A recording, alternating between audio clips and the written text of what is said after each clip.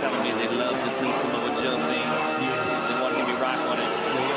Send this out to Wale. Shout out Rosenberg. Stu Joe. It's the Super showing up like Lex Luger. Back in the fold, throwing out gold like Medusa. Podcast steadfast. Shout out to Fedcast. Kill your whole legacy like the Fed did the bad. Shanzi in the shotgun. Force, that's the other one. 3 Musketeers up in this here like Jonathan. Mudo Hashimoto, Ernest Matthews, he like Hase. Parliament funk, burning a hammer like Kabashi. Come on. The Super Show flow. The Super Show flow. I'm about to make the party with my Super Show flow. I'm about to make the party with my Super Show flow. Let's go. Oh, everything is good. Life is exciting. All the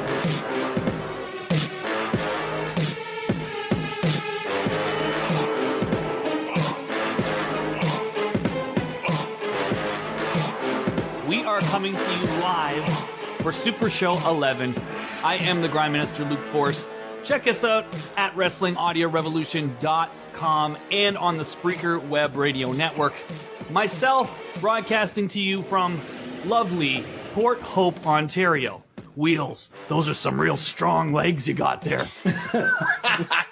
Have some respect for the dead, for God's sake. Fantastic. You hear right there, of course, being Shotgun Shan, coming to you close, nearby, lovely Peterborough, Ontario. I don't know what to really say about Peterborough. What's it known for? The Pete's? I suppose. For Pete's sake, Shan. For Pete's sake. For Pete's sake, yes. But he doesn't want you to know his exact location. He wants his privacy, and that was part of his contract when he signed here with Wrestling Audio Revolution. So we'll give him his privacy, and we'll just... I'm in a bunker deep underground, and yes, there's only one way in and out. Yeah. Are your neighbors possibly named Morley? They are not. Or no. Rude? I don't know if I told you guys this, that I saw Bobby Roode at the Oshawa Center a little while ago. But another resident close by Peterborough. But I got you beat on that. Nikki took a picture of me and Bobby Roode as Bobby Roode was using the self-checkout at the Loblaw Superstore. You were that guy. Yeah, and I turned and looked back. He didn't know because she very quickly did it over my shoulder while he was looking at his screen. And then I got a picture of Bobby Roode buying groceries. So it was awesome. Really? Best day ever. He gave me a look at the Oshawa Center, just kind of like, you never know actually with wrestlers sometimes. Like he had the look of either, please don't notice me, or please notice me. And I'm not sure which one it was. Did you get the same kind of look? Yeah, I did. It was kind of like, then he's in his hometown though, and I guess he's probably used to it. Yeah. But it was sort of that half hostile, half expectant, so I wasn't quite sure. But, for a TNA wrestler in 2016, it's not a bad thing to get noticed. Noticed on TV. That man's voice you hear, of course, the one and only, co-creator, co-founder, co-host of War Weekly, and also many other shows, including Historical Significance, the one and only Sean Michael Cunningham. What's going on? Yeah, this has been the new tag for the last 2 weeks. Everything's good. I'm in a good mood today. You're just excited about baseball. Don't act like this has anything to do with wrestling. Okay, fair enough. Okay. I'm not going to argue with you on that. We promised it. We booked it before we even knew. It was a very, TNA type of thing to do, really. Yeah. Because we booked Super Show 11 before we even knew this man would be available, contractually or otherwise. But we said we're going to have him on the air, and we promoted it. Sometimes it's like Kanye West. You got to sort of say something to bring it into existence. Oh, I thought you were telling me where I needed to put my finger. Oh! Sorry. I led into that a little too early. We are off to a real hot start here on Super Show 11. Sure to be better than WrestleMania 11, but we have the man here. The man, the one, the only. He's been on this show a few times before. It always seems to be one of the highest rated episodes. This guy has got stroke. He's got followers. He's got all kinds of things. The one, the only Ernest Matthews. I think I said one, the only many times, but you got to really make that clear. There's only one Ernest Matthews. What's up? And I think the world is better off for that as well. So I think it is a point to be made. Thanks for having me. Great to be back. Looking forward to chatting about many different things that have happened over the last week or so. And thankfully my voice is still, it was pretty much coming back now to full force because I did do a lot of screaming at WWE talent in Toronto last Saturday night. Right, which is why Sean Cunningham and I, in our very TNA way, booked you before we knew you'd be available. And luckily for us, it worked out, like one of the better TNA moments, and we actually got you here. So we're excited to get that time and temp from you from inside the building at WWE Roadblock this past Saturday. Do you want to just jump into Roadblock, guys? What do you think? That's fine by me. That'll work. All right, and then a few other little odds and sods. That was something my dad used to say. A few little odds and sods that we'll get into along the way as this show unfolds. Super Show 11, as I said, sure to be better than Sean versus Diesel. Sure to be better than LT versus Bammer. Although fucking God bless Bammer and rest in peace for the work he put in to try to make that even salvageable in any way. But anyways, we can rehash WrestleMania 11 another day. Right now, let's talk about Jenny McCarthy. No, let's talk about WWE Roadblock. There were lots of expectations. Sean, was that a good way to put it? Like when we were talking a week ago, we started off saying, I think this is not going to really be anything, kind of just a glorified house show, which it was in a lot of ways. And then by the end of the show, I think we both kind of worked ourselves into a shoot, and we were saying that it was going to be where everything falls into place and big changes coming. And we had hope. We had hope, and then we watched the show. Well, I like the show personally. I'll just tell you from a viewer at home. Again, the three of us, Sean, Shan, and myself, we were just watching this at home, watching this on the network, watching this whatever via contraband methods. But Ernest Matthews was inside the building. But as a viewer at home, this was a fun show. It was a fun way to spend a Saturday night. Well, it was a blast to watch, and I really enjoyed it. It was just, if you go forward in the storyline world, It didn't do what we hoped. It didn't do what we hoped, but it did what we expected, and then before we got all excited about it on the last show. I mean, I really didn't expect Ambrose to win the belt. I didn't expect that they were going to sort of switch the two big WrestleMania matches at the last minute sort of thing. I figured that things were going to be exactly the same. It was just going to be a show, and probably a good show, and it turned out to be good. I thought there was a bunch of good wrestling on the show, personally. Yeah, me too, actually. There was a lot of stuff that really stood out to me as being more than just your regular house show fare. So why don't we really lean on Ernest for this one, because it's not very often we have him here. I'm just going to go through the card, and I'll say the match, and Ernest, you can kind of give your perspective of that match, your memories of that match from inside the Rico Coliseum this past Saturday, and then maybe Shan and Sean and myself will just kind of weigh in at the end of a match if there's something we want to say. So we're going to start with the opening of the show. Always an entertaining open when you got Big E, Kofi Kingston, and Xavier Woods, the New Day. And it was Big E and Kofi defeating Sheamus and King Barrett. Yeah, and I thought this was a great match. I mean, I just can't believe how over New Day is now. Like, I know it's been going on for a long time, so maybe I should, be used to it by now. But the crowd was absolutely hot. We were talking before we started tonight that really they were chanting New Day rocks 20 minutes, 30 minutes before the show even started. And, it's been a long time since I've really seen somebody that over, a group that over live kind of thing. I was very happy with the match, really enjoyed it. I love Kofi. I'm definitely a huge Kofi mark. He's probably one of my favorite guys in the company. So to see him, getting utilized and actually having some good in-ring time as well. Big E, to me, is looking solid as always. And, this was a really enjoyable match, but it was really more about just the rock star moment, really, of having New Day in our building and everyone going crazy. Well, that's just it. I mean, we see it on TV and it seems like they're really over, but it's a whole other thing when you're in the building. Mm-hmm. So you're hearing that trombone live. It gets pretty energetic. The most electrifying trombone in sports entertainment history.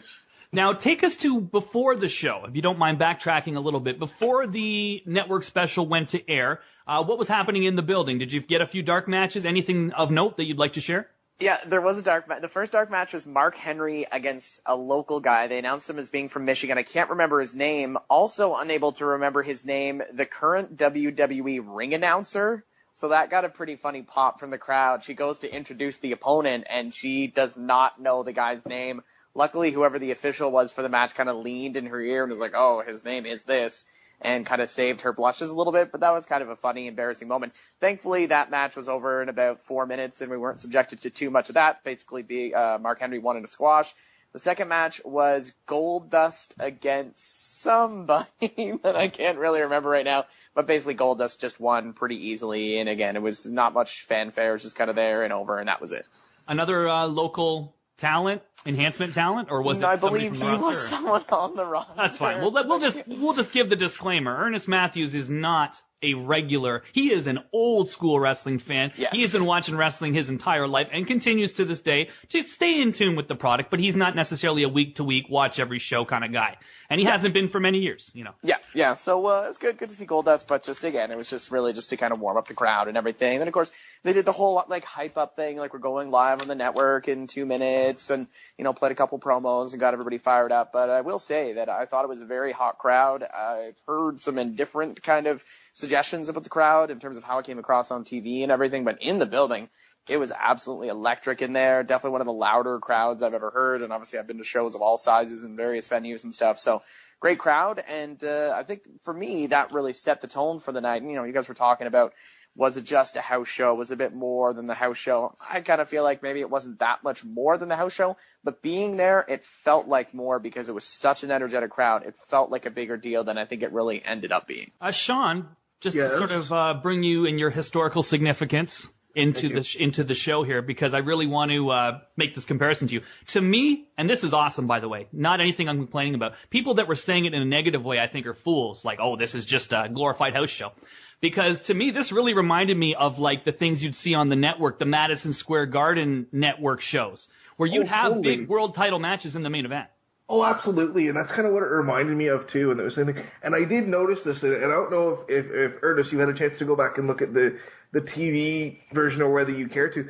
I noticed even the commentary was different through the show, and it made the show seem different and special, even more different and special than even your quote unquote pay-per-view events or whatever they call them now. Almost like you could say more relaxed. Yes. Right? Vince is not so crazy during these type of shows. Much like the one in Japan. Remember like how Michael Cole was so much better in Japan, and he just kind of was like, gee, this is Michael Cole without someone yelling in his ear. He's not that bad. Shan, anything you want to say about your boys, The New Day? Why don't I pose a question to you? Because I know of all of us, I think you were the guy that was the most resistant to The New Day fully turning babyface. And I do want to let you know the plan right now is for them at WrestleMania, if it hasn't already been clear to everybody, they are going to be a babyface act moving forward. Is it something now that you feel like it got so over that there's no point in trying to pretend anymore, or do you think that, there's still momentum with them as a heel group? It got over the way that it needed to get over. I was really worried about them turning them too early and in a non-organic way, because what makes the New Day cool is what they established for themselves as heels. I have no problem with them becoming faces simply because people love the heel character so much that they start cheering them. That's the way it should go. But I was concerned they were going to change them and water them down. It warms my heart to see these three guys still so over, because, I was a little bit nervous, right, that, they would burn out. They overused them for a while there. And I thought people are going to lose interest, but they seem to be just as into them as ever, and well-deserved for those three. I think they really kind of have a cool hybrid thing going on right now, in that they are playing up to the fans, so they do have that face side, but the way they win their matches is usually through underhanded means, having the third member get in the mix, and I like that. To me, that's a bit unique, something that I don't remember seeing in recent years, where they essentially are a face to me already, or faces to me already, but they kind of have that heel vibe to them as well, which I like. It's a bit Eddie Guerrero, Yeah. It's got that feel to it. The little rascals, kind of. They might be a face, but they're using heel tactics, or they might be a heel, but you love them so much you can't hold it against them. So. And Shan, in hindsight, I think you were right. Maybe I was a little bit too trigger happy with them fully turning babyface. Reason I was is just because, and I think Sean, we've talked about this, it was starting to screw up a lot of the dynamics with other face teams that weren't as over as them. Absolutely, and that was the whole problem and that's the whole problem with the tag team division on the main roster anyway, is the only team that's really over, or was the New Day. Now you have the League of Nations over as heels, and that's fine, but you didn't really have any other tag teams that were over, period. And I would even question if League of Nations are over. Yeah, I don't think so. Yeah, true. Over as in almost done, maybe, but I think they got a short run ahead of them. Ernest, from inside the building, League of Nations, were they over? Or what was the reaction? That's maybe a little bit too leading. How did people react to them? Actually, sorry, that was another really funny part that I just remembered right now. Everybody liked Barrett, so when Barrett would be in, there'd be cheers, and when he would come in, and literally the second he would tag Sheamus in, huge boos for Sheamus. But I will say Sheamus was over as a heel, because he got some of the loudest chants of the night. Yeah. So that was, again, a kind of a cool thing, that one team could almost have a guy who was popular, and I guess not like a face per se, but had face response from the crowd, and then another member of the team would have total heel heat. But I think it was more just not so much like, oh, we hate him because, he's mean, like he's a real over heel. It's more just we hate him because we just don't like him in general. And that's my reaction to Sheamus as well, so I was contributing to that for sure. And but that was another unique part of that match. Toronto has always been weird. I mean, Yes. We used to go to Maple Leaf Gardens shows in the late 80s, and just one night for no reason, like somebody would just be really, really over. Like a heel would be really over, like just like a Greg Valentine, or maybe not even someone on that level, like, or an Iron Mike Sharp. He would be like the biggest baby face of the night just because. Yeah, exactly. Yeah, the Toronto crowd gets really into it, and I think they enjoy the experience, and they don't mind being a little bit wacky. So, that doesn't surprise me all that much. Although for Sheamus, I will say that a strong negative reaction is far better than the indifference he used to get. Yes. Oh, and a heel should get, Yep. Let's not mark ourselves here. A heel should have heat. So if that's how he has heat, because he has a stupid haircut and he can play it up and he can make the facials and the body language when they're chanting it and no, I don't, that's good. That's no problem. So I was just wondering if they were over as heels or if they were flat as heels and people just wanted to see the New Day. No, definitely a good reaction, but I almost feel like it's partly also because of the New Day that, the contrast of like, we love New Day so much.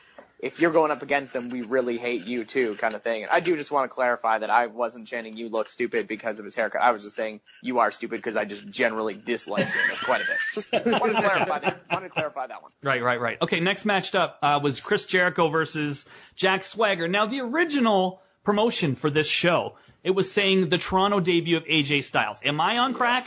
No, you're not. No, you are not on crack. Okay. I was very much looking forward to this. I'll say for me, going into this event, we got tickets such a long time ago that I was most excited to see Kevin Owens and AJ Styles, both of whom not there, booked at the same night in Atlantic City, New Jersey. So that part was a little bit disappointing. Well, what did you think of this match, first of all? Yeah, well, I just wanted, first of all, I think the most important, well, maybe not the most important thing, but one thing that's worth mentioning that was just, I don't know, a little strange to me is the forcing of Jericho as a heel.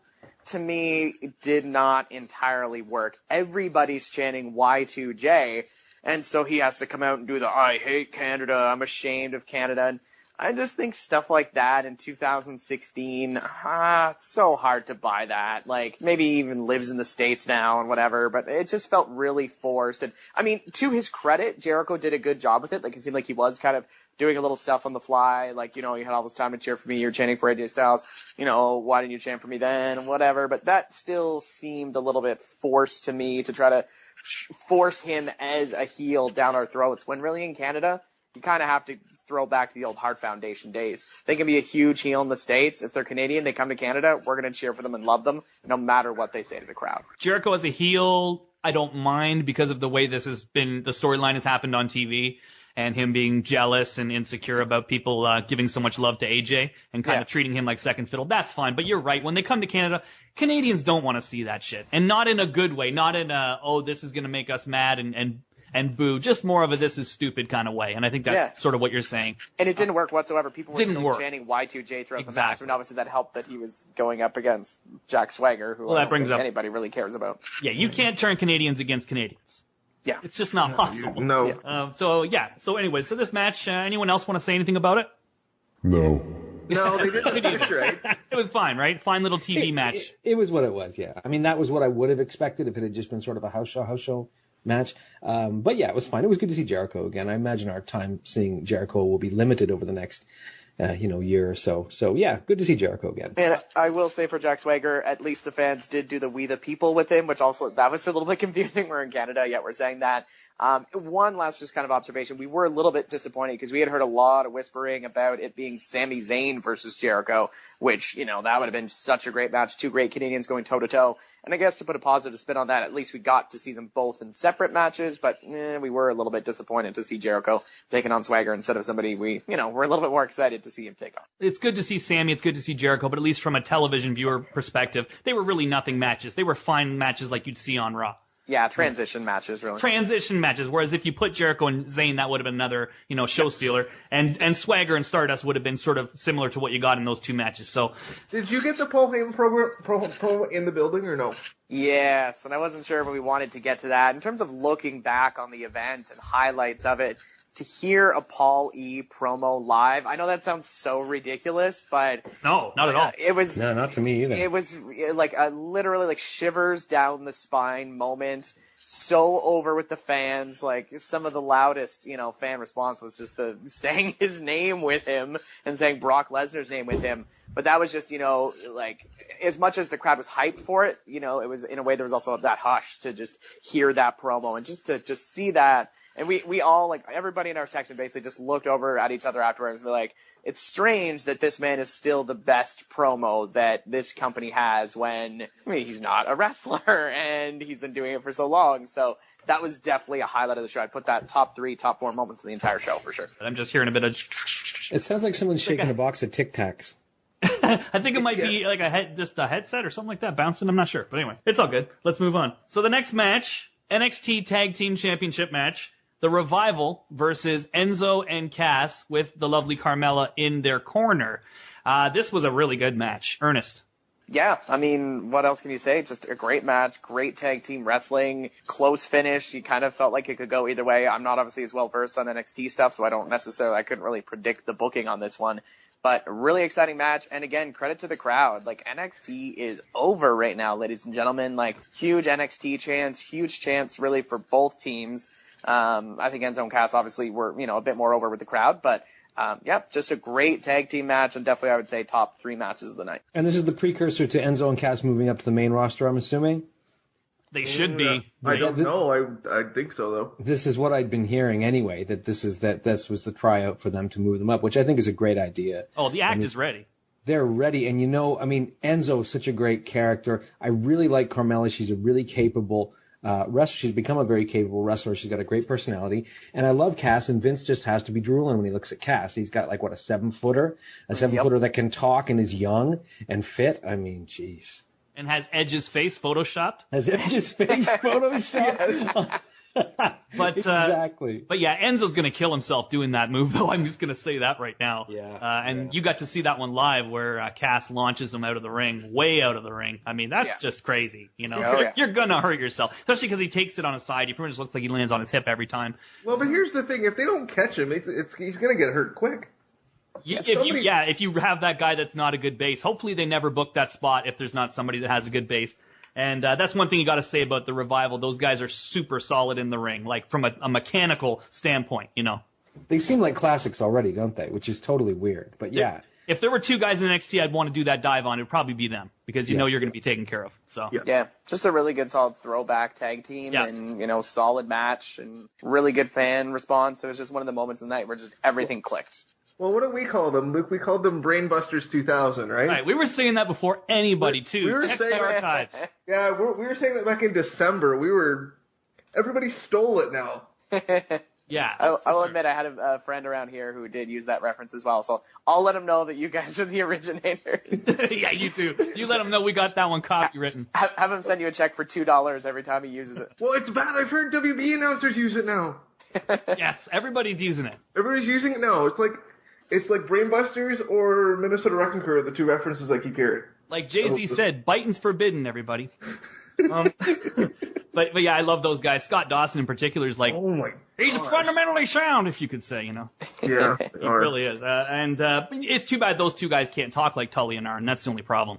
True. But it doesn't. At this point, it doesn't matter because their whole what they do kind of works with their shtick. That they're not that showy. I kind of like their promos. They're not overdone. I think if they were overdone, it would seem a little more kitschy. But it more seems like they're just really legit dudes that are there for their ability. The debut of the word kitschy on War Programming. Next match to another former NXT wrestler that has really been impressing me a lot ever since they've turned her heel. Really, I feel like everything is clicking for her right now. And that is Charlotte, who took on Natalya in one of the matches of the night. I don't know how things would be rated from the live in the building perspective, but from us watching, I think we'd say this would definitely be in at least the top 2 or 3 matches, maybe even the top 2. Yeah. It's so hard. I thought the main event was a great match, and I thought that tag title match was great, but I really would this would be my pick for match of the night. I had no expectations going into this match. I tend to sometimes take a little bit of a washroom break at times. And I actually did, but I just got back in time for the match, so I missed a little bit of the promos beforehand, but I could hear that Natalya kind of did dedicating the match to Bret Hart, which obviously gets the crowd riled up, gets them really excited for that. but this was just a phenomenal match. It was just definitely one of those matches where you really, for me, didn't necessarily know where it was going to go. I know it was a title match, so I mean, chances are, yeah, they're not going to change the title on a show like this. But they had such close finishes, such near falls, and then obviously submissions that you really didn't know the way it was going to end, but just perfectly executed. Everything worked that they did. Really great crowd response, for both wrestlers, and definitely my pick for match of the night. And I just want to say one thing before anyone accuses Mr. Ernest Matthews of being a sexist. Ernest Matthews is conditioned to the women's wrestling that Vince McMahon, who is the real sexist, has been giving his fans for what, Sean? Help me with the years. You're the number guy. 15, 20 years? 15, 20 years. Somewhere there. Vince McMahon conditioned the fans that wrestling is some Florida beach models that don't know how to wrestle, that don't know how to bump, that throw the worst punches ever, that are terrible, that aren't wrestlers. Because they were told not to bump and not to punch and not to do all those things. Beautiful women in Vince's taste with big balloons, right? We need to be real about this, because I don't think Ernest Matthews would say that Alundra Blaze and Bull Nakano was a washroom break. No, for sure. And I mean, you think of Lita, Jumping Bomb Angels. There are exceptions. Right. The All Japan Women's Wrestling, that in itself, some of the best wrestling of all time to this day. So yeah, this is not sexism as much as him and his conditioning of what WWE is. If he was at another show, maybe he would take it more seriously. Ernest has been away for a little while, not following super close, and he doesn't realize that, the top mix of NXT, but also of the main roster right now, the top mix is very good, and definitely not the washroom breaks anymore. Mm-hmm. And it's just great to see. Like, I think it's about time. And, I have seen a little bit of Sasha Banks and sure. Bailey and things like that. And I've been very impressed by what I see. Amazing. So yeah, just to see it live too. Like, it's been a long time since I'd seen a women's match live. But just perfect circumstances. I've seen Natalya before, but I don't remember her ever, putting on such a great match. And I mean, credit to Charlotte, I guess, as well. Obviously, it takes two to tango, if you will. Natalya's super underrated, I'll say that much, and she was on her game for this match. Yeah. What I loved about this match too is that it kind of took us back to the core, the foundation of where this whole Divas Revolution kind of sprang out of, because Charlotte and Natalya have had really good matches in the past, and so being able to see those two come back full circle and still deliver, I thought was a really great match. And Natalya is way more versed than people even realize. She's got a lot MMA training. A lot of it to this day, she still trains MMA. I think with Josh Barnett. I know that Harry Smith does. I think she also trains with Josh Barnett. And I mean, she also has that training in that old school, the catch as catch can shit. Well, here's the other thing. Here's why we have that kind of negative about Natalya. You were talking about what WB looked like a couple of years ago. Was it the farting gimmick? Well, that too. Can you believe she survived that? Can you believe she survived that and put on the match she put on at Roadblock? I mean, I didn't mean to interrupt you, Sean. I'll let you go back. But when you really when you talk about someone being marginalized and being undervalued, you look at Natalya and what she's gone through and can still get in there and deliver and still be a credible force. That's all her, man. That's all her. I totally agree with you. All I was going to say was just the idea that she was like the one that you knew, even though she was stuck in there with all these, like you said, beach models who can't work, that you knew because of her last name and her lineage that she was going to be able to work when they gave her somebody to work with. Right. And to think that she was probably, at that time that they gave her that gimmick, either the top one or two girls in the whole company in terms of in the ring. And real skills, like I say, not just learn this spot, lead into this spot, and we'll learn this spot, and we'll learn this routine. This girl could go in there and wrestle. And she'll stretch you, and she'll make her grandfather very proud when she does it. So it was in those days, she was one of the best girls, but that was during that Johnny Ace, and not to blame Johnny, I mean, he was doing what Vince wanted, but, that was a horrible time in terms of the girls he was recruiting, and, it was all about who's the hottest one, Vince will love her. And it's good to see that that's taking a back seat right now. And, people have been making all kinds of really awful statements about Charlotte and her physical appearance and all this stuff. And Ernest, I think you even said there were some within the building of people saying negative things about her physical appearance. Yeah, it was just really just one drunk idiot. But you could see that in general, it seemed like the crowds had evolved away from garbage like that because everybody around us in our section were so disgusted by the one just mega drunk idiot that's That's kept good kind to of know. yelling stuff, and we would kind of yell stuff back, like countering that, like respect women, and everybody would laugh and like be like right on and stuff. You know So it what? was, I think that actually made TV. I Now that I think about that, I think I heard that. Sure. Yeah, to be honest, I haven't actually watched the show back yet, but we were sitting so close to the cameras that I wonder there's got to be some kind of mic mechanism near them that perhaps, some more of my stuff did get on the air. So I'm interested in watching it just because I'm a narcissist and I want to hear myself. But I love the fact that, a real-looking girl and not some kind of, like I say, some kind of airbrushed figure with fake breasts and all the fake ass. And, I mean, everything's fake these days. Fake eyelashes, fake this, fake that. Just a girl that looks like, a regular girl that is doing so well and really being pretty much treated as the top girl. And she's fantastic in the ring. Charlotte is getting better by the day, and the heel character is definitely the right way to go. Yeah, the more they bond her to Rick, and the more they try to draw the comparisons with those two, and the more that she's kind of doing the Flair thing now, the better she seems to be. The more natural it seems. So you had a Flair versus a Hart, like the Hatfields and the McCoys. But anyways, going on with the card here, the next match was originally supposed to be Bray Wyatt versus Brock Lesnar. Actually, it was originally supposed to be Luke Harper versus Brock Lesnar. They decided to change that. They put that match, was it, Sean, the night before in Montreal? Was it? Yeah, they did the singles. The house show the night before, it was Luke Harper and Brock Lesnar. I don't know. I haven't really heard much about the match. I hope they actually gave it a little bit of time. I've been really actually excited to see that match. But anyways, this was pretty much Luke Harper versus Brock Lesnar. Bray Wyatt. Did you guys read? Sorry, go ahead. Did you read? I think you were going to say exactly what I was going to say. Go ahead. Yeah, that Bray's suffering from a back injury, and that's why they had him sit it out. Which also explains him not having the WrestleMania program. Yeah, which is still sad, but you can't put somebody with a bad back in there with Brock Lesnar. Oh, of course not. No.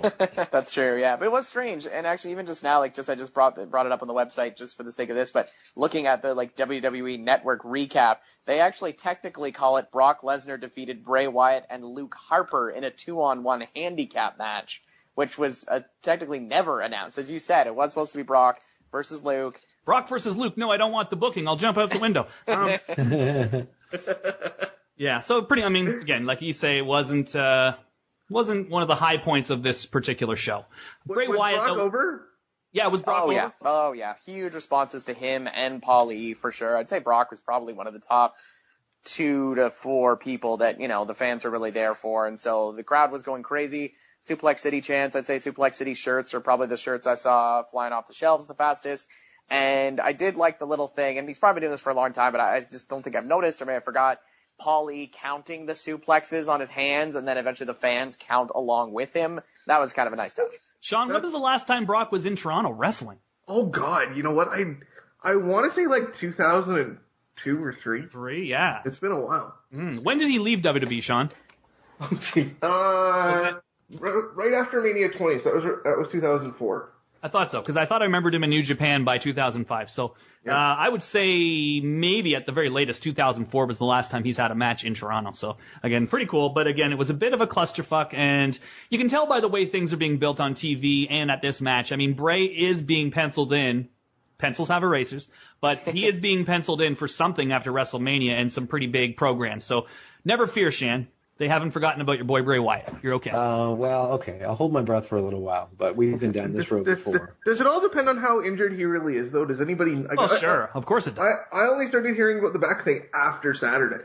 Right. I think it was just being kept quiet. Maybe they didn't know exactly what was going on. But, yeah, the way at least what they've been building on TV, it's not like he doesn't have anything post-Mania. It seems like there's something coming for him. So we'll see what it is. But the Brock Lesnar Bray program is right now being considered for the pay-per-view after WrestleMania. Now, next match, Sami Zayn making his Toronto debut, at least for this company, taking on Stardust.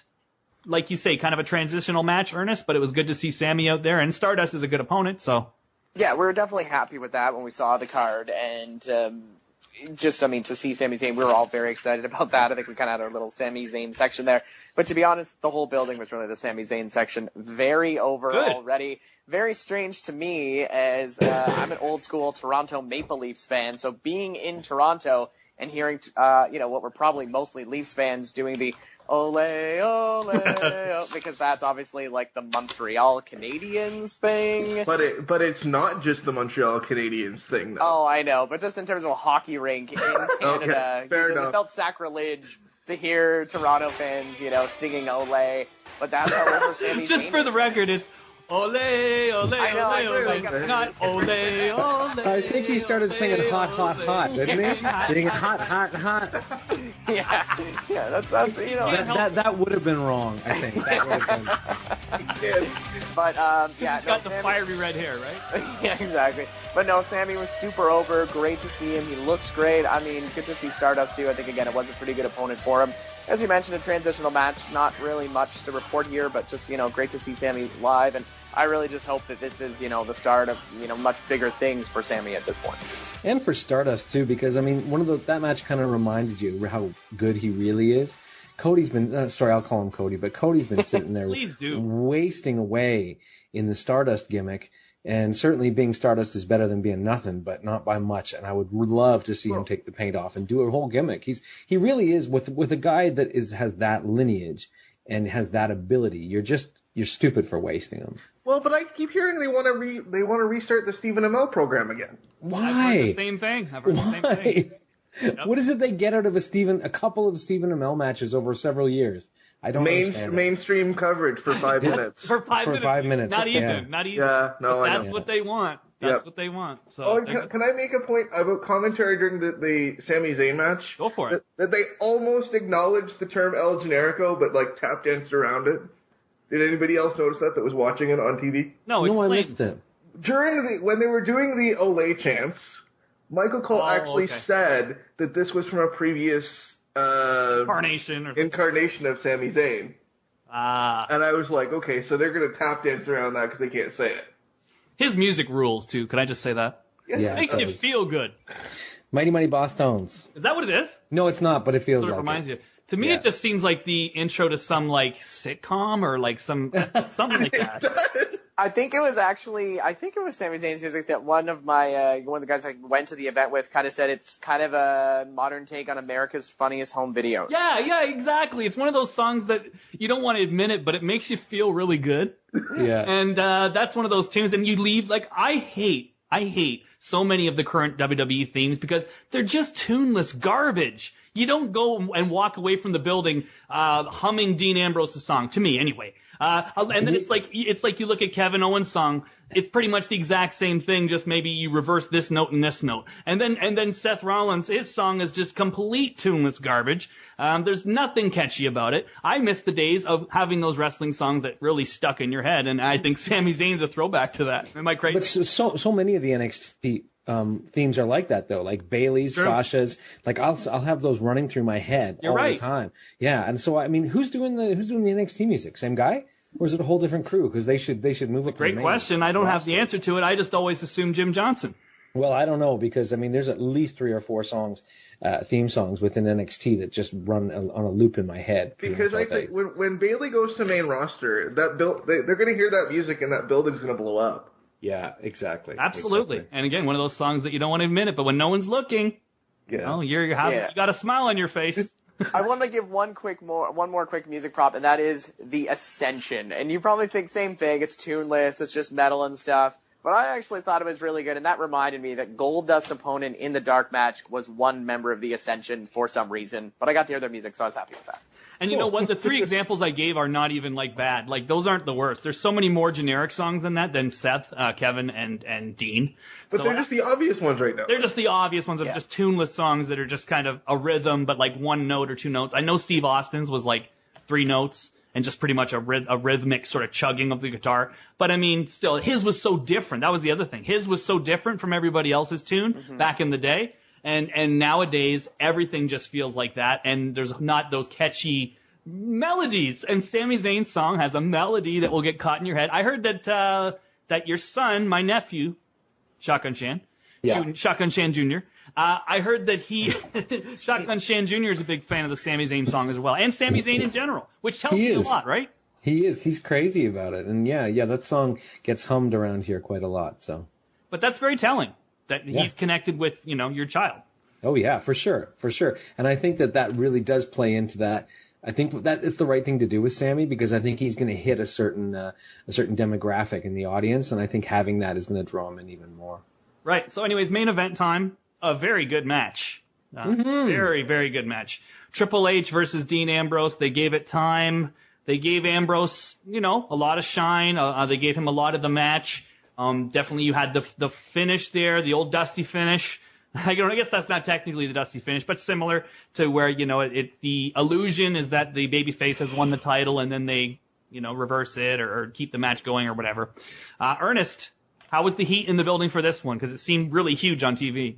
Yeah, I definitely would say this was the loudest crowd response for this match, and I was surprised at how split it was. I really thought there'd be it'd be a very pro-Ambrose crowd, and it seemed like it was at first, but really by the time everybody got in the ring and, the entrances were over, it really did go back and forth with that "Let's go Ambrose, Triple H." And, I was just surprised, and maybe you can give me your thoughts on why you think that is, but I just, them being the authority figure, but to me, just also just being sick of the authority angle. And I just figured it seemed like there were so many smart fans there. I would consider myself kind of a smart fan that have just been watching for 20 years and have seen the authority angle more or less continue that entire time, that just the backlash against that would mean that people would be cheering against Triple H. Wasn't the case, but it was a great match. Both guys worked really well, worked the crowd really well. The ending was really surprising, like Duffy, as you mentioned, the kind of fake finish and then the resumption. Everybody was going bonkers in our section when Dean pinned him for the 3, had the foot on the rope. But even people, a telling moment for me was there was a guy right in front of us that was a huge Triple H fan. I was probably getting pretty annoyed by sitting behind me with some of my anti-Triple H yells and chants.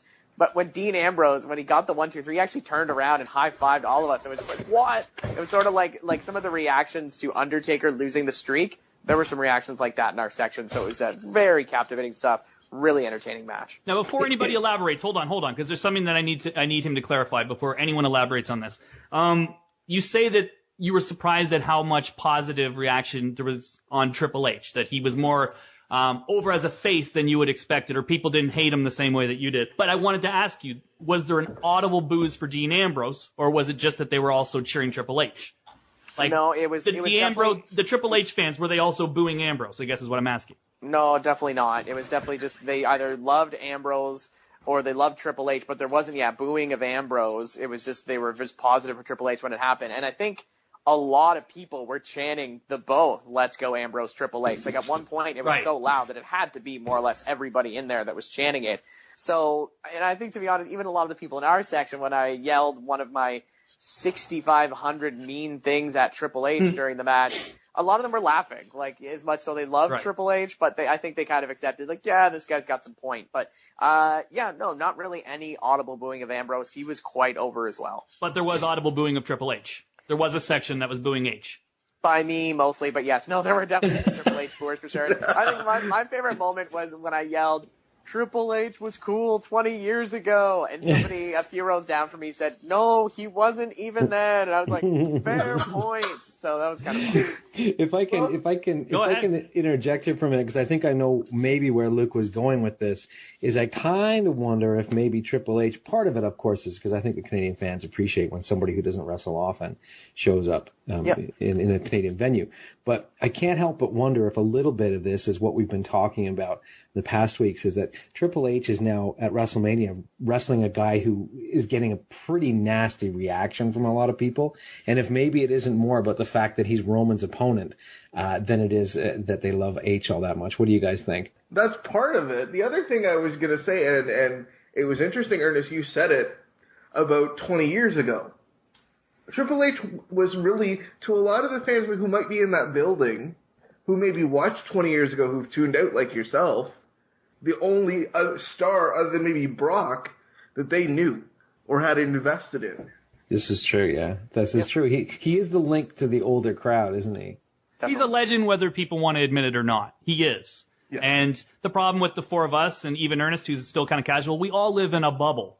We're not in touch with reality. Because I have a lot of friends that are the most casual of casual, way more casual than Ernest Matthews. They probably haven't even watched since the Attitude Era.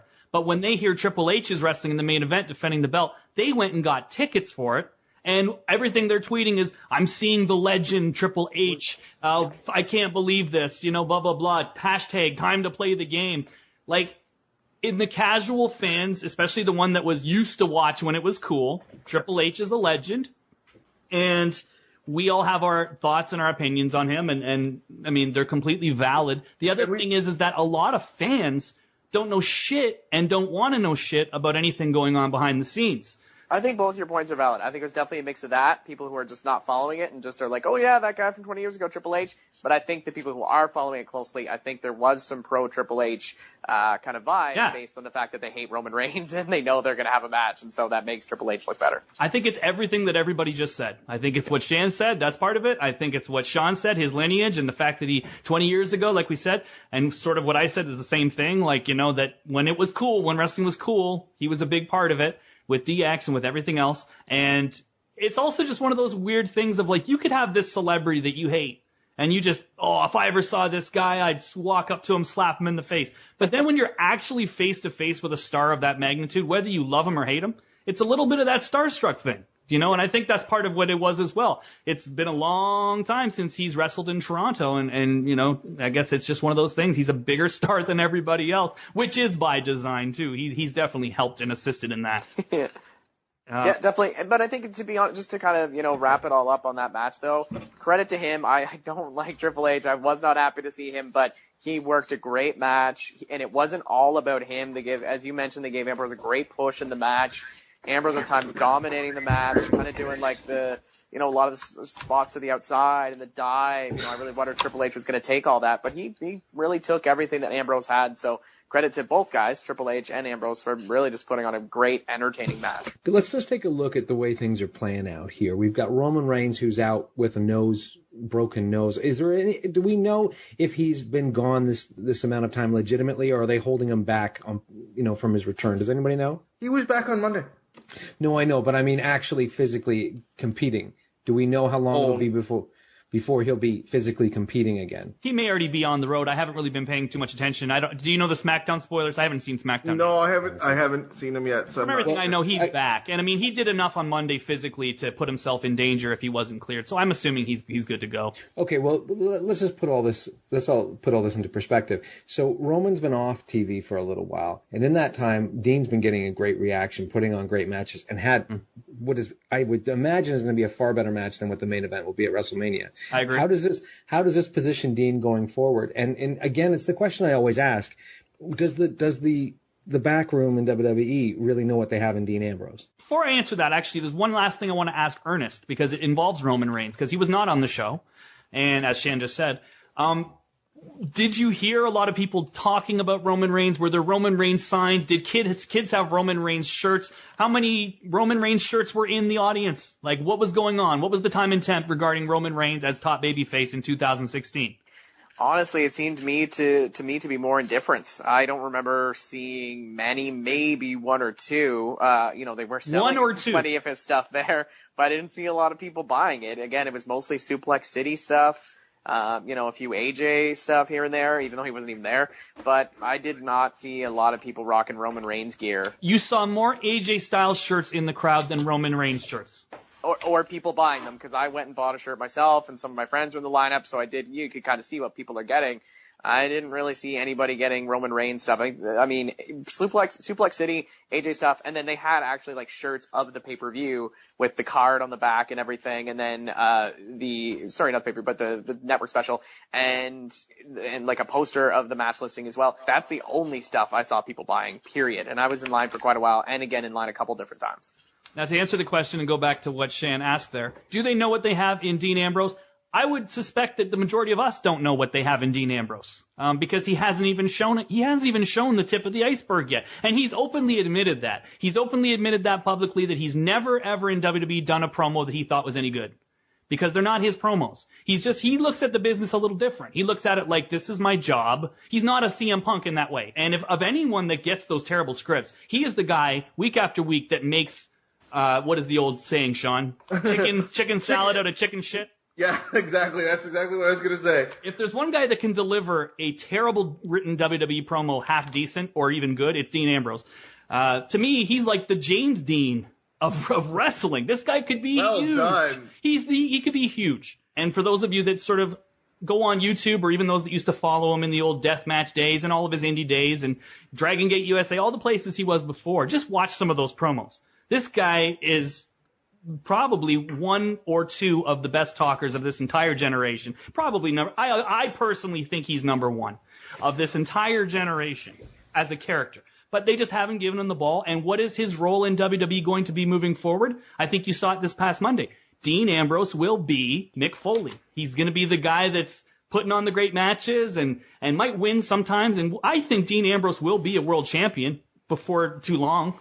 But I don't think he's ever going to be given the opportunity to run with. He's always going to be number 3 babyface, number 2 babyface, supporting character, a huge part of the product, but not the guy. That's just my opinion. Sean? No, I agree. Yeah, that sounds right. Did I nail that one? You did. But it was still cool. It was cool that you saw that this week. Go ahead, Sean.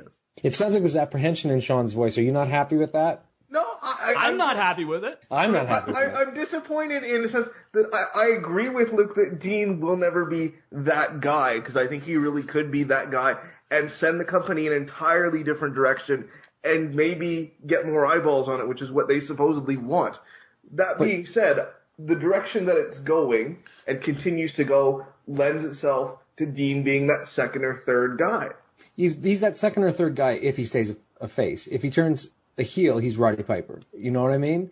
If he turns a heel, he's the number one bad guy in that company. And I would say that if he was to turn heel and they ran with him, he would be number one bad guy in that company for a long time to come. It's not time to do it. I don't doubt that either. It's not time to do it yet. But then again, yeah. But I still say he could be the guy, as in yeah. the guy. He could be the new Steve Austin. He really could. He's got definitely. everything you need for it. And except maybe you could say the look, because he's getting so goddamn skinny, it's like he's got the HIV. But nonetheless, whatever works for him. I was going to say, does anybody else think he needs to gain like 10 or 15 pounds? It's cool, though. It makes him stand out. And he's, he stopped tanning and everything. He's just like this skinny, pale guy. He looks a bit like he sleeps in a ditch. Right. And it works for him. It works for him. But exactly. I'm not going to come out here and say he should put on weight or do this. If you can get that far with that look, but then again, maybe if he didn't have that look, he could get to that next level. But he's not going to. He doesn't have the face. He doesn't have that Vince wants, So, again, don't anyone misconstrue that I'm saying that this is my taste. He can't do it because of what I think. I would love to see that, and I think he could do it, but I don't think he'll ever get it. And I think, like Shan says, best he's ever going to be is top heel in the company. So that's great, and that's awesome. And CM Punk was top heel for a long time, too. He didn't headline WrestleMania. But anyways, wow, that's shitty news about Neville. That's terrible. That is terrible. Terrible timing, too. Because he was going to go and have a really good match at WrestleMania, wasn't he? He was going to go be in that Intercontinental title match. Yeah. Any idea who's going to be in that match now? I know it's going to be Owens. I know it's going to be Zayn. The Miz, I've been told it will be in it. I'm assuming Sami Zayn, wouldn't you say? Yeah. Sami Zayn for sure. Kevin. Sami and Kevin and The Miz. Is it going to be a ladder match like last year? They haven't really said on TV yet, right? No, they haven't. Well, but I originally thought it was going to be Ziggler, but then they put Ziggler in a different, like an entirely different program again this week. Ooh, and was that ever rough? Oh my God. Stephanie and Hunter just got the shovels out this week, folks. Yep. Oh, poor Dolph, man. Oh, I know he got the 17-minute match, but there was so much damage done to Dolph this week. Just in the way that they dressed him down, made him seem like such a joke and everything. But I will say this, they did more damage in the promo than they did in the match. I think with the match, to me, that just stood out as something that sort of continued from Roadblock, and that is just, for me, very strange and hard to understand bookings. Oh, yeah. As for Roadblock, I thought really that was, as you guys mentioned off the top, was going to really push things forward to WrestleMania, really advance the feuds, really maybe bring out some different stuff, change the focus of WrestleMania. And then even with Raw, you've got to get your main guys who are having main event matches at WrestleMania doing a lot of, hatred stuff. To me, one thing that really stood out was that recent League of Nations beatdown on New Day. That's the kind of thing you need to do to advance a feud, in my opinion. Mm-hmm. But we're not seeing that between a lot of the guys who are really going toe-to-toe at WrestleMania. And so that whole Dolph thing seems to be such a distraction. I know Roman came out, whatever, but still, that just seems they're putting the focus on matches that aren't the matches at WrestleMania. And whether they're good matches or not, again, I think with Roadblock, I enjoyed a lot of the matches, but I just left thinking, Why did any of these things just happen? And that to me was the same thing with that Raw, with that Dolph and Triple H thing. I think the short answer is they have to fill 3 hours of TV on Monday night. And sometimes the only idea they can come up with is friggin' treat the talent like this is Hungry Hungry Hippos, and Triple H is just going to gobble them all up. Well, okay, if it wasn't for 3 hours, there's no way that Dolph and Hunter go 17 minutes before Roman comes out and busts Triple H open like a watermelon. Right, and again, some people will say, well, they gave Dolph all that time. They, clearly they had some plans for them and they wanted to put him over. No, it's like you say, they have 3 hours to fill. So the Triple H squash match has to go 2 segments. That's basically all that means. Yes. Is it also, too, one thing that I continually notice when I try to compare what I'm watching today to what I was watching 10 years ago, 15 years ago, whatever, is that in those earlier eras, there was a real distinction between your super top guys and then the guys on the next level down and the guys on the next level down. And, you could have a guy who was getting close to the top lose to the top guy and not look bad, and they didn't seem to care. There was a hierarchy to things. With so few stars built now and so little commitment put towards certain guys being the best, they seem almost afraid to have guys get beat clean by guys above them. It just seems like everything's so convoluted. They don't seem to know what to do with people. They kind of keep spinning their wheels, going in circles. What do you guys think about that? The reason I think that they're spinning their wheels too, and I know we've talked about this a lot over the last few months, is a lot of the stars they tried to build are sitting at home injured right now too. But they were doing this even when the guys were healthy. So. And half of those guys, look at the guys who are home injured. Cena and Randy, well, those are not the future. Cesaro, who they have never decided to push at all. Who else have we got? Seth. Well, Seth, I would say Seth. That would fit into your category. But I think of the guys that are sitting home, they're maybe their fallbacks for the most part, or the guys that they really were never that sure about anyway. I think the roster's in the same shape it was in before.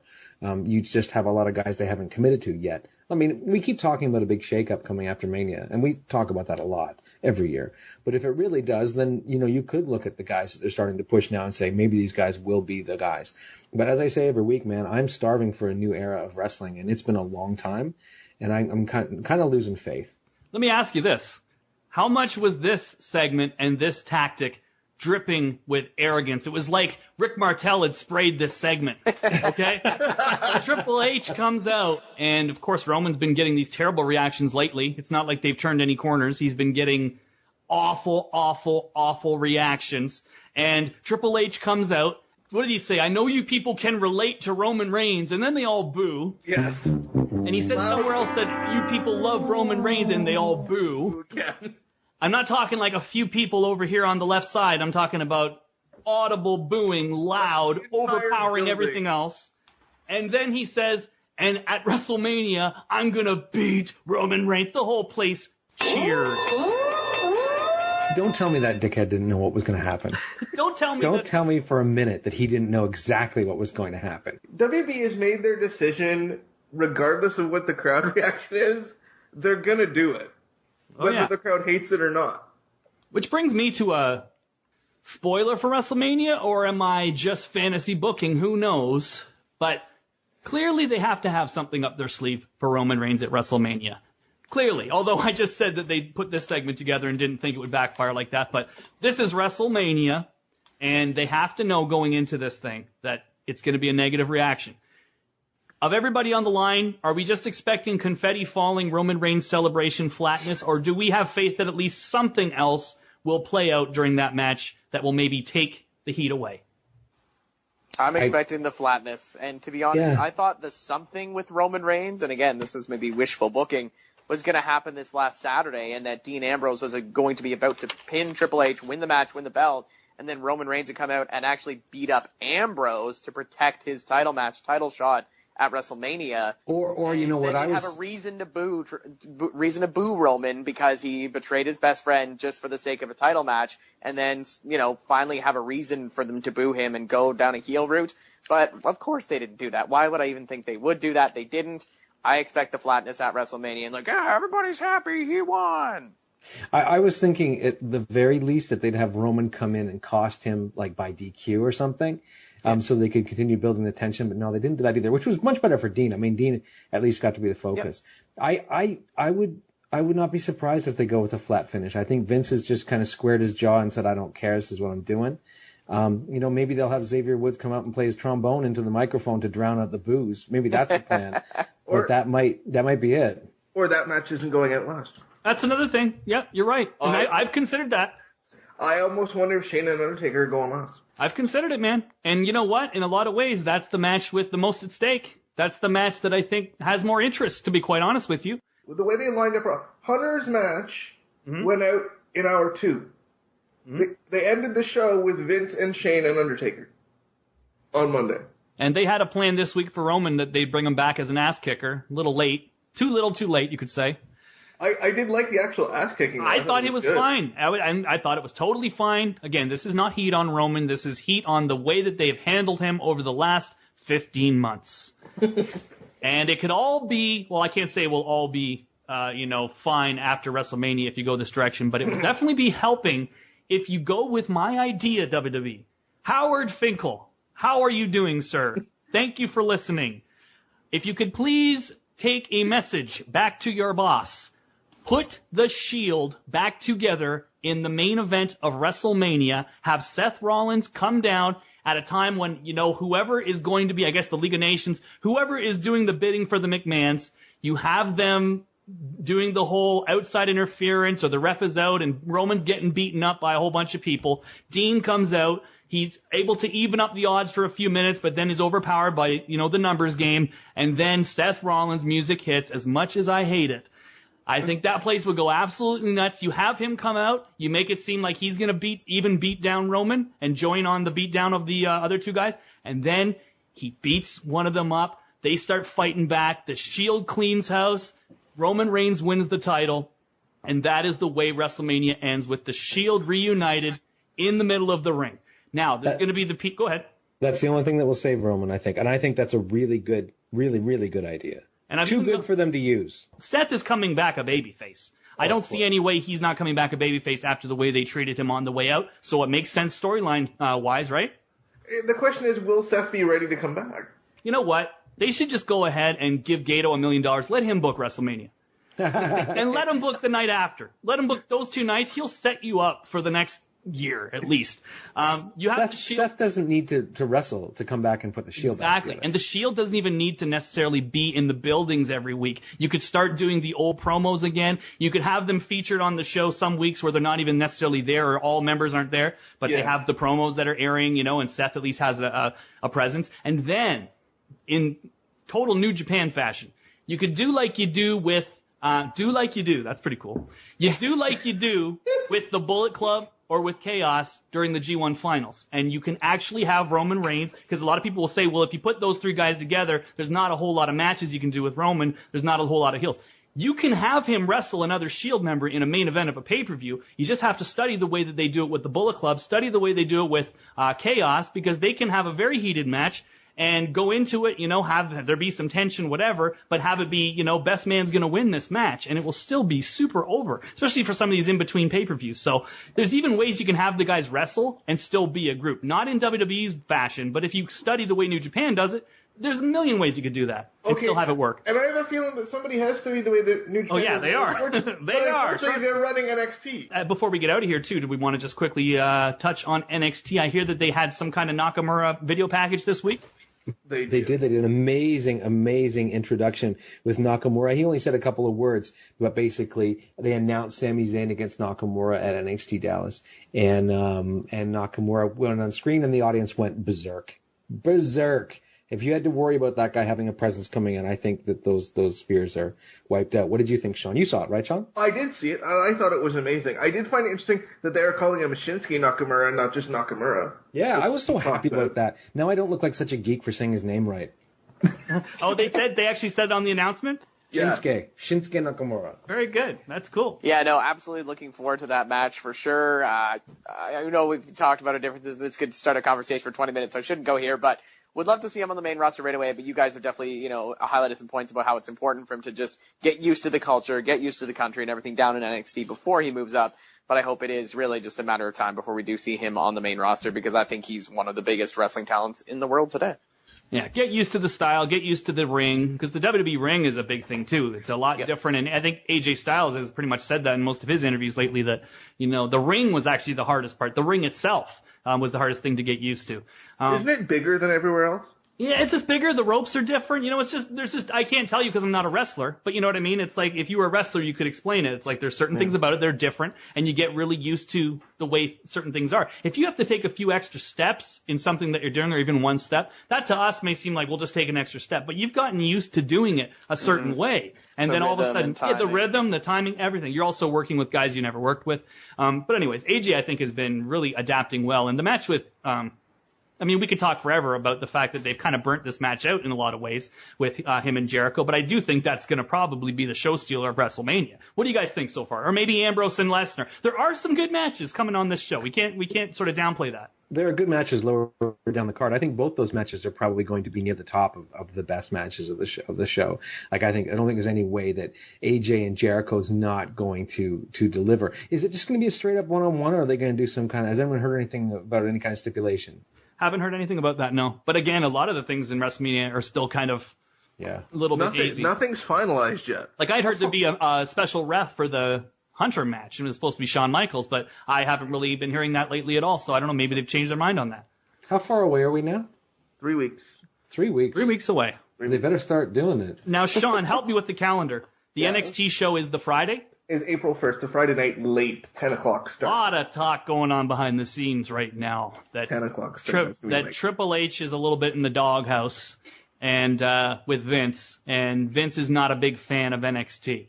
And he doesn't think there's a lot of guys down there that are going to be of much value to him coming up. And if we can all say, well, that's just internet nonsense, but if you watch Raw this week, they ran down the whole calendar of WrestleMania week and all the network things that are going to be on. NXT is not being mentioned. The podcast, all this garbage, Christian and Edge's show. They don't mention NXT on the Friday. The first time we'd actually heard on TV about there being a time for that show, a starting time for that show, was this week. So I don't know, maybe they mentioned next week. And what is the starting time? 10 o'clock. When you factor in time zone, that actually makes sense. Because they're on a central time zone. But the thing is, I had heard this story a few days even before Raw. So it's not like that happened and then some kind of conspiracy theory started. This story was already out, and then on Raw, they didn't even mention NXT like it was nothing. And I just thought, they are something else with that. But before we get out of here, Ernest, I need to ask you one more question, bro. Yes, sir. The Hogan-Gawker trial. I was hoping we'd get to this. Have you been hearing anything about this? Have you been following it at all? Yeah, I like to keep my private life just that, very private, but I do dabble in a little bit of news and information sharing, so I am exposed to quite a bit of it on a daily basis. And in fact, I did read a little bit about it actually just this morning. Thanks for asking. Yeah, and what did you get out of it? Deeply disturbed and almost vomit in my mouth. I was reading about the testimony from the woman herself and that it wasn't the only time that there was relations between the two, and it was all just very mentally scarring to somebody who's, I'd say one of his first three heroes in his entire life was Hulk Hogan. Reading about that was very psychologically scarring, and I should probably go seek counseling now. Sean. Yes. I know this one's probably been hard for you to avoid because of your girlfriend. She's really into the TMZ and all that. Yeah. Has some of this been on your radar? A little bit. Not so much from my girlfriend, actually. I have family members who call me and ask me shit. I wish I was joking. So, Hogan. Yeah, Hogan. Yeah. So I've done a little bit of reading similar to what Ernest, and I'm just like, what the hell is wrong with this guy? But the other comparison, and to be a little news-oriented for a minute, originally there was comparisons between the Hogan case and the Aaron Andrews settlement. Right. That the money, even though Hogan is asking for a stupid amount of money, $100 million, that he might get similar to what Aaron Andrews was given in decision, but now I don't know. The deal with that, and Ernest, if you could fill in the missing pieces if I make a mistake, what the deal is Aaron Andrews sued both the hotel and the stalker, and the reason the hotel was on the hook was because the stalker gave the hotel gave the stalker the room next to Aaron Andrews after he specifically asked for it. And that led to him putting in all the equipment. And the belief is that over the last 8 years, because of all the people that have seen the video of her, that her career has somehow been damaged.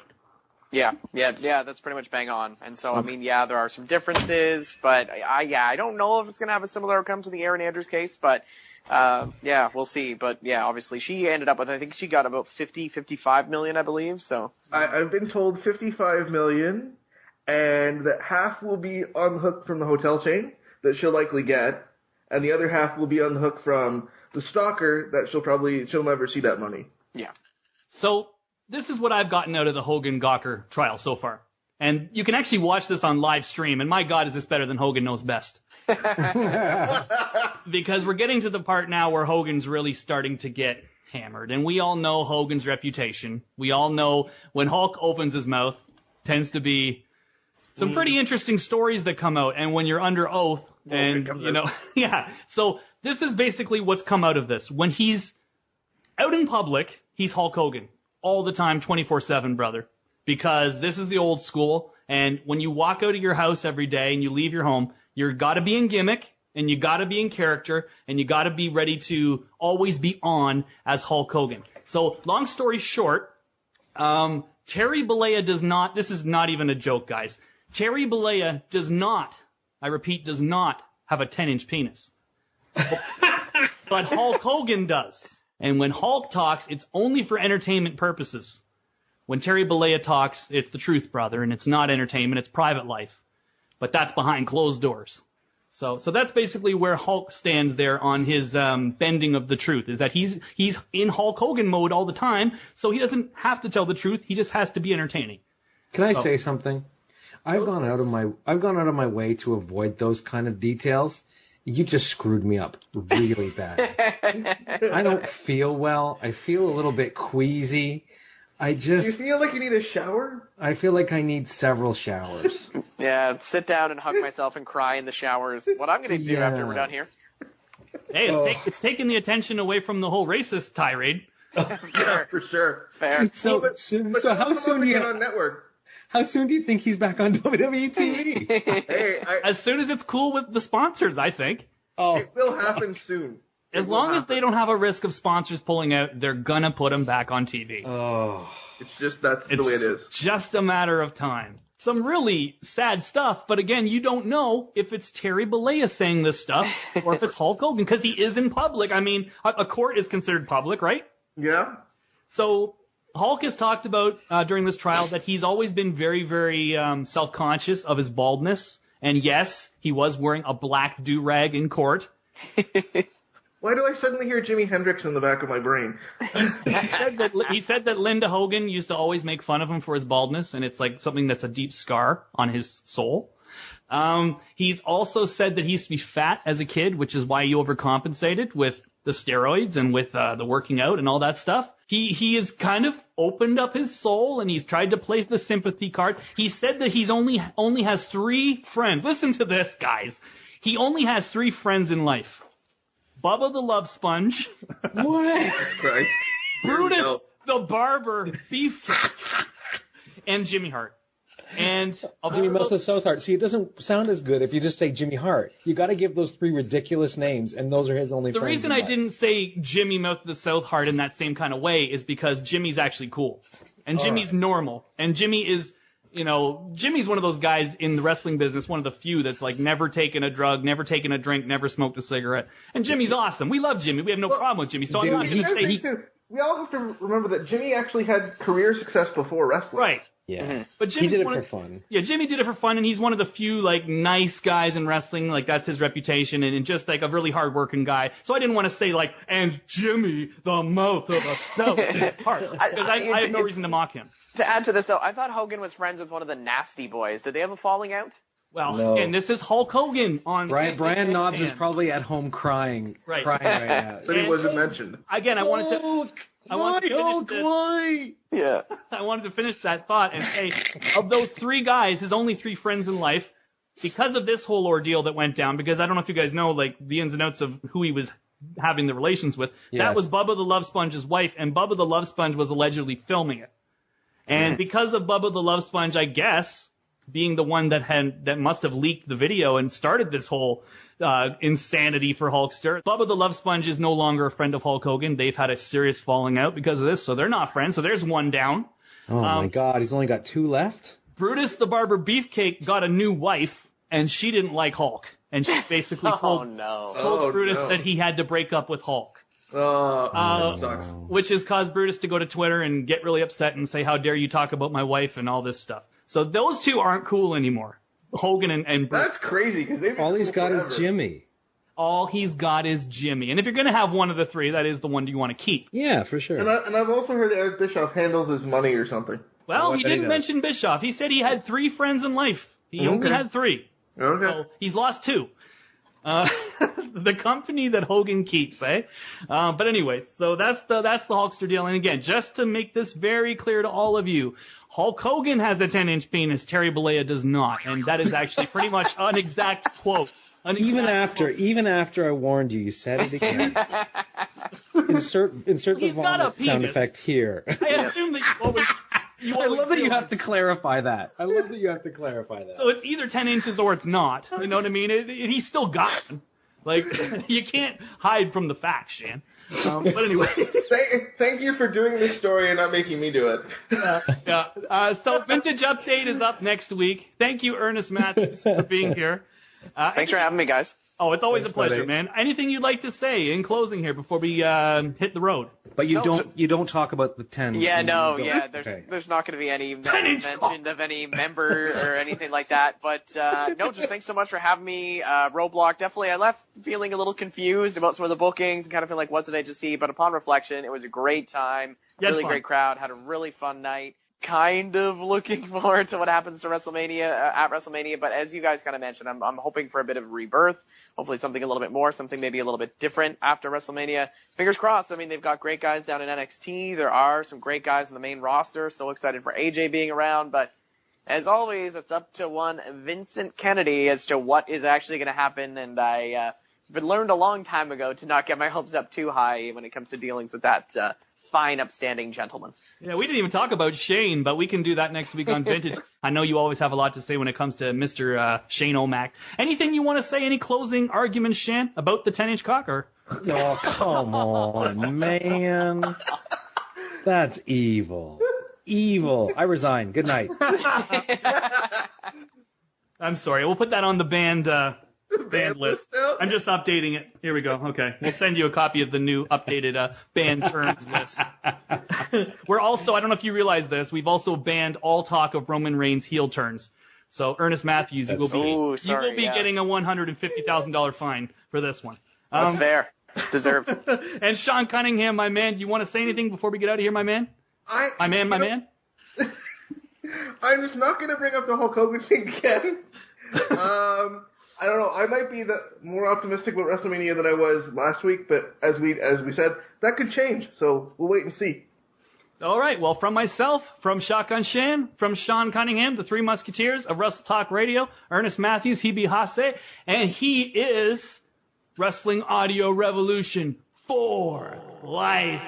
So peace, love, and Sean, as you always do on these super shows and on War Weekly, why don't you tell them the rest? Wrestling Audio Revolution.